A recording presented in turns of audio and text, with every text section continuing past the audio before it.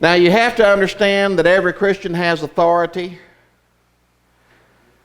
And this is talking about the authority of the believer. Now there's also these out here and all the useful idiots in the world that are going to do everything that they can to destroy everything that is godly. And I don't suggest you look this guy up, Larkin Rose.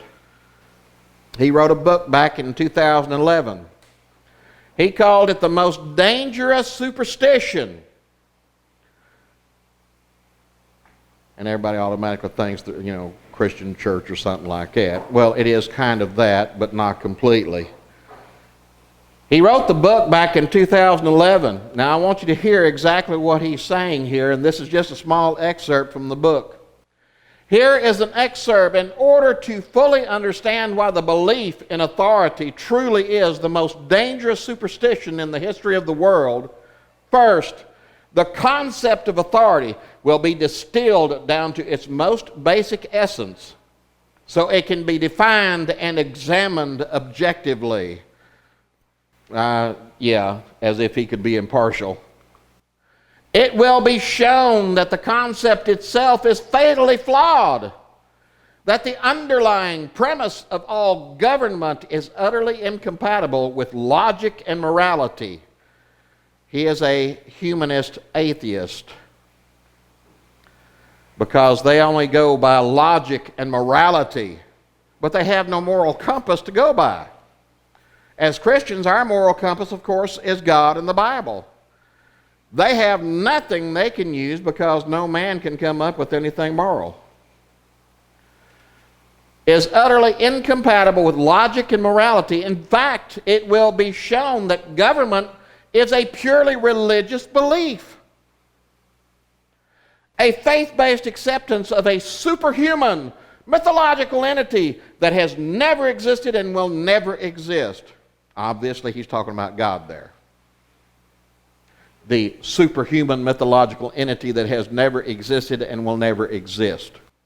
Well, maybe not in his world, between his ears, but God does exist, and he will have the pleasure of greeting him one day. Hopefully it will be in a good way and not in a bad. It will be shown why the belief in authority, including all belief in government, is horrendously dangerous and destructive. The reason to have no respect for the myth of authority is so that we can have respect for humanity and justice. I think the guy's a little messed up in the head. If you value peaceful coexistence, compassion, and cooperation, freedom, and justice, then teach your children the principles of self-ownership. Teach them to respect the rights of every human being. He just contradicted himself right there. Because if you teach self-ownership to a child, that means that everything is in his world. That means everything surrounds him, and everything that he does is all about him. It is selfishness. And then he says, teach them to respect the rights of every human being. Well, you can't teach them self-ownership and then also teach them respect, which is diametrically opposed to self-ownership. And teach them to recognize and reject the belief in authority. That won't be any problem with a selfish person. For what it is, the most irrational, self-contradictory, anti-human, evil, destructive, and dangerous superstition the world has ever known. Do you see it kind of running rampant in the streets here in the last few days or the last few weeks? Every single thing he just got through talking about, you're seeing run rampant right now in the streets. This was written back in 2011. That's how long it's been being taught. This is being taught in the universities. Also in some high schools. Bumper stickers. Be true to yourself and be prepared to be amazed. Discover yourself and freedom shall discover you. These are all actual bumper stickers. The ego is all about self-serving, ownership, winning, judging, and so on. Coexist. Tell me, what did God tell us to coexist with? Him.